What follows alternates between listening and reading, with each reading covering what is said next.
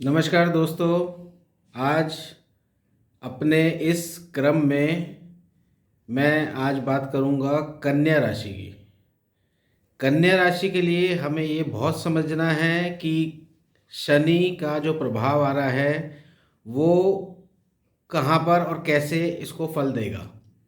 इसलिए आज का वीडियो बहुत ध्यान से सुने और ध्यान से समझें, क्योंकि शनि का गोचर क्या प्रभाव करेगा ये मैं आपको पहले बताता हूँ कि इस राशि के लिए शनि है क्या। तो सबसे पहले जैसे हमें पता है कि कन्या राशि का लॉर्ड है बुध। बुध और शनि, बुध का काम है आपको कुछ ना कुछ देना, किसी तरीके से आपको सफलता की वो ऊंचाइयां तक पहुंचाना है जहां तक आप सोचते हैं, और उससे ज़्यादा ये एफर्ट में आपको देगा। लेकिन शनि आपको बिना मेहनत किए कुछ देने के लिए मूड में नहीं है। और अभी आपकी कुंडली में ये पंचम भाव का स्वामी है और छठे भाव का स्वामी है।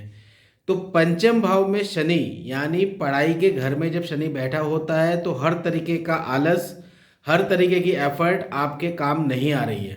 तो अभी पिछले 2 साल से आप अपने रिजल्ट देखें, जितने भी लोग विद्यार्थी हैं और जो अपनी परीक्षा की तैयारी कर रहे हैं, जो अपने फाइनल एग्ज़ाम्स की तैयारी कर रहे हैं, उन सब के लिए ये रेड अलर्ट जोन ख़त्म हो रहा है। और अब यहाँ से 5th हाउस से निकल के शनि 6th हाउस में जा रहा है, जो कि कुंभ राशि है।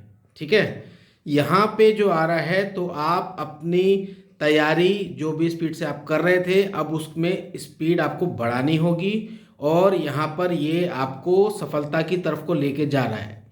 ये टाइम बहुत अच्छा है उन लोगों के लिए जो कंपटीशन की तैयारी कर रहे हैं। वो कोई भी इस समय एग्जामिनेशन या जो भी कंपटीशन दे रहे हैं उसको क्रैक करने की पूरी तैयारी है।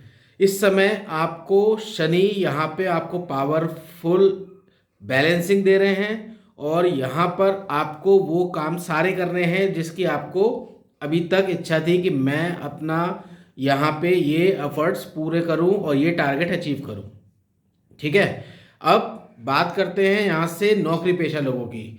नौकरी पेशा लोगों के लिए बहुत ही अच्छा समय है और ये आप समझ लीजिए कि इस समय वो अपने काम में जितने एफर्ट्स दे रहे थे अब उनका टाइम आ गया है रिजल्ट लेने का। यहाँ पे अगर आप प्रशासनिक सेवा में हैं, एडमिनिस्ट्रेटिव सर्विसेज में हैं या एडमिनिस्ट्रेटिव सर्विस की तरफ आप जाना चाह रहे हैं, तो ये आपके लिए बहुत ही अच्छा समय है। ये टाइम आपको मान सम्मान दिलाएगा, पदोन्नति दिलाएगा और आपके आर्थिक समृद्धि का समय आ रहा है।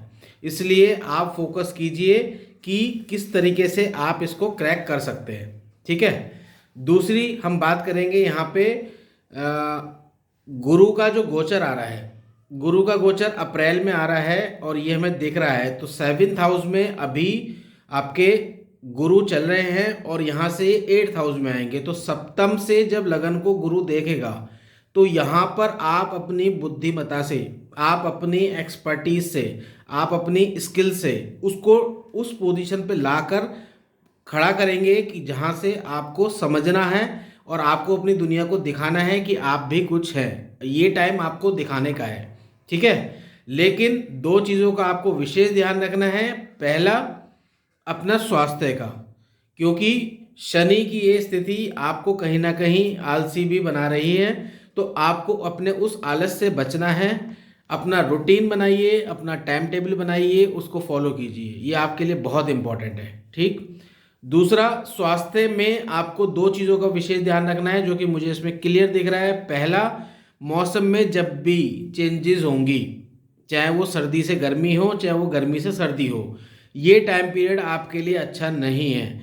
तो चेस्ट कंजेशन, कफ और आपको किसी भी तरीके का फीवर, ये आपको नुकसान करेगा। तो कृपया अपने स्वास्थ्य का विशेष रूप से ध्यान रखें। ठीक, अभी गुरु की लगन पर दृष्टि है इसलिए स्वास्थ्य में प्रॉब्लम नहीं है।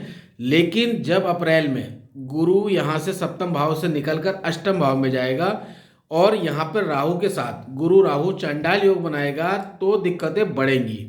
उस दिक्कतों को पहले से ही आपको सॉर्ट आउट करना है और किसी भी तरीके के इन्फेक्शन से, कोई भी आप जो भी चीज़ें खाएंगे उसमें देखिएगा कि फूड पॉइजनिंग ना हो।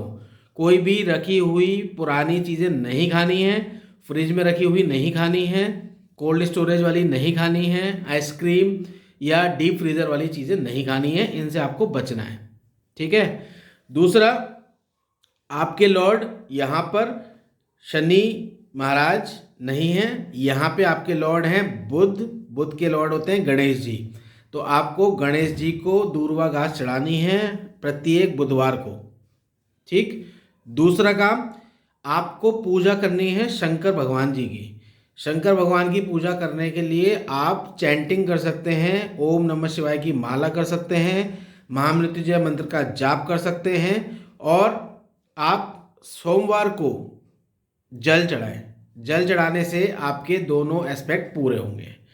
दूसरा, यहाँ पर एक चीज़ आपको ये समझनी है कि आप अपनी जो भी प्लानिंग कर रहे हैं वो किसी के साथ शेयर नहीं करनी है, क्योंकि ये टाइम आपके अपने साथ के लोग आपका कहीं ना कहीं किसी तरीके से गलत फ़ायदा उठा सकते हैं। इसलिए अपने पार्टनर्स पे बिल्कुल भी फोकस नहीं करना है। पार्टनर्स आपको इस समय धोखा दे सकते हैं। पार्टनर से आपको बचना है। जो भी लोग बिजनेस में हैं और अपना एक्सपेक्टेशंस रहती है उनकी कि ये काम मैं नहीं कर रहा हूँ तो पार्टनर कर लेगा, या पार्टनर के ऊपर आप फाइनेंसेस छोड़ते हैं, तो फाइनेंसेस आप अपने कंट्रोल में रखिए, या उसके लिए किसी ऐसे बंदे को अपॉइंट कीजिए जो निष्पक्ष हो। ठीक है। उनको आपको पार्टनर्स से बचना है। पार्टनर्स आपको धोखा दे सकते हैं इस टाइम मोमेंट पे, इसलिए पार्टनर्स के साथ आपको अपना बैलेंस करके चलना है। ठीक। और ये टाइम आपकी अपना पोजीशन के लिए अच्छा है। कोशिश कीजिए नेम और फेम के चक्कर में कोई भी गलत स्टेप जिसमें आपकी इनर कॉन्शियसनेस आपको अलाउ ना करे वो काम नहीं करना है।